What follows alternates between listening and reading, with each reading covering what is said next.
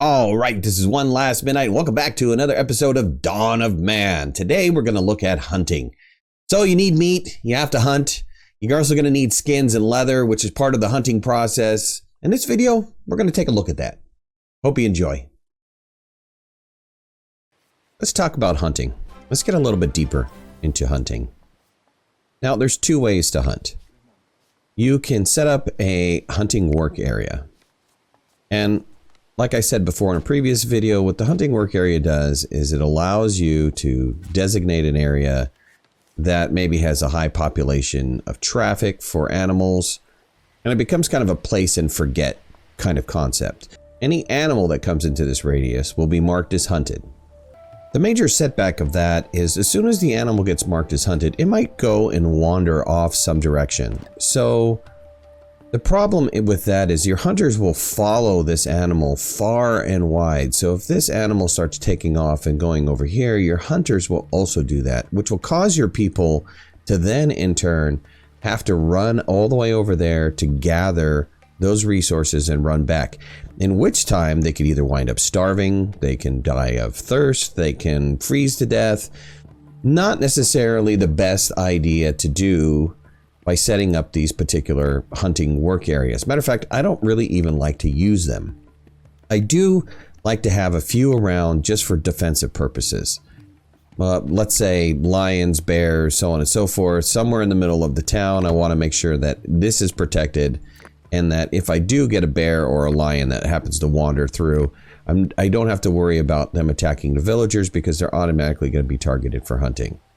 I prefer to gather my people for hunting. If you hold down the H button and draw a box, it'll pick up anybody that has a hunting weapon. In this case, this guy had a spear, which is a fighting weapon, but all these other people have a distance weapon.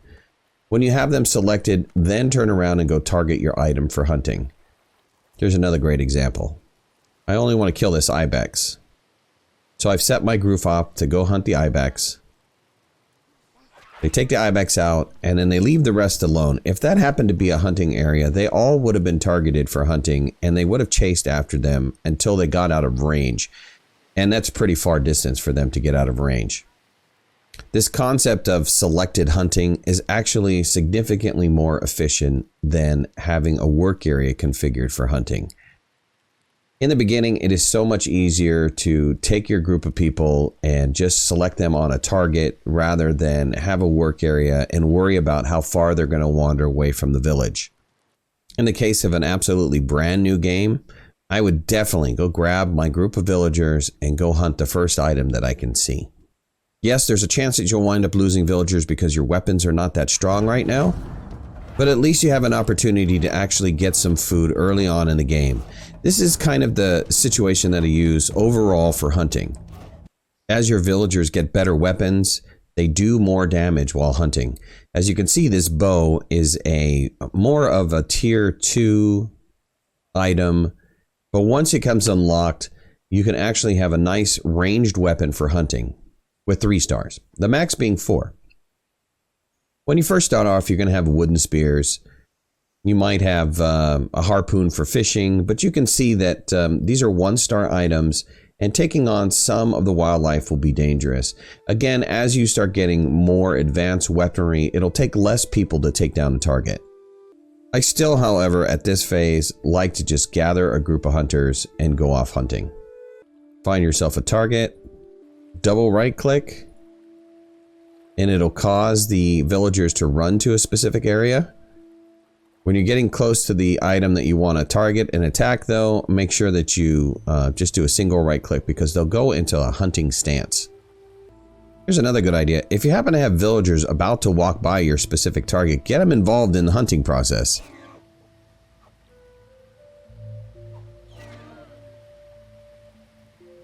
Here's an example of villagers that went way too far to go hunting. I believe they hunted all the way on the other side, and they're almost starving.